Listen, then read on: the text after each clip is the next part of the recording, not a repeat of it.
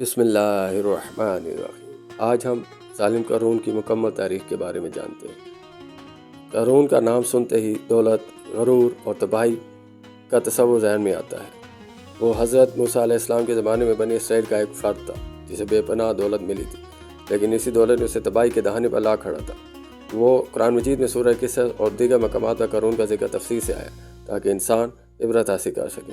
قارون کا اصل نام منصا یا کرونا بن یسحار بتایا جاتا ہے اور وہ حضرت موسیٰ علیہ السلام کا قریبی رشتہ دار تھا۔ بعض روایات کے مطابق وہ حضرت موسیٰ علیہ السلام کے چچا کا بیٹا تھا۔ ابتدا میں وہ نہایت نیک، عالم اور پرہیزگار شخص تھا۔ حضرت موسیٰ علیہ السلام کی نبوت کے ابتدائی دور میں قارون نے ان کی پیروی کی، لیکن وقت کے ساتھ ساتھ اس کا دل دولت کی محبت سے بھر گیا۔ اللہ تعالیٰ نے قارون کو بے تحاشا دولت سے نوازا تھا۔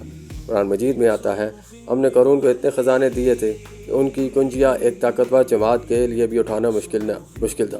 یہ ظاہر کرتا ہے کہ اس کے پاس سونے، چاندی، جوہرات اور مال و متاع کے انبار تھے۔ اس کی دولت اس قدر تھی کہ لوگ رشک کرتے اور اس کی مثالیں دی جاتی تھیں، لیکن قارون نے اس دولت کو اللہ کی نعمت سمجھنے کے بجائے اپنی قابلیت اور علم کا نتیجہ سمجھا۔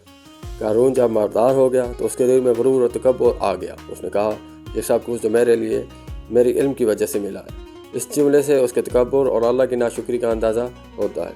اس نے اللہ کے بندوں پر ظلم کرنا شروع کر دیا، زکوٰۃ دینے سے انکار کیا اور بنی اسرائیل کے غریبوں کی مدد کرنے سے گریز کیا، یہاں تک کہ وہ حضرت موسیٰ علیہ السلام کی نبوت کو بھی چیلنج کرنے لگا۔ قارون نے حضرت موسیٰ علیہ السلام کے خلاف سازشیں شروع کر دی۔ ایک مشہور روایت کے مطابق اس نے ایک بدکار عورت کو پیسے دے کر حضرت موسیٰ علیہ السلام پر جھوٹا الزام لگانے کے لیے تیار کیا، لیکن جب عورت حضرت موسیٰ علیہ السلام کے سامنے آئی تو اللہ تعالیٰ نے اس کے دل کو بدل دیا اور وہ سچ بول گئی۔ اس واقعے کے بعد حضرت موسیٰ علیہ السلام نے اللہ سے دعا کی کہ وہ قارون کو اس کے انجام تک پہنچائے۔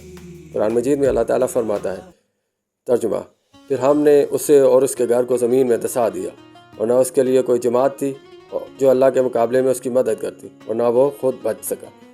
یہ ایک زبردست نشانی عبرت تھا۔ اللہ تعالیٰ نے زمین کو حکم دیا اور وہ قارون سمیت اس کے مہر، خزانے اور ساز و سامان سمیت زمین میں دھس گئے۔ یہ منظر ایسا ہولناک تھا کہ وہ لوگ جو اس کی دولت پر رشک کرتے تھے وہ کہنے لگے، کاش اللہ نے ہم پر احسان نہ کیا ہوتا تو ہمیں بھی زمین میں دھسا دیا جاتا۔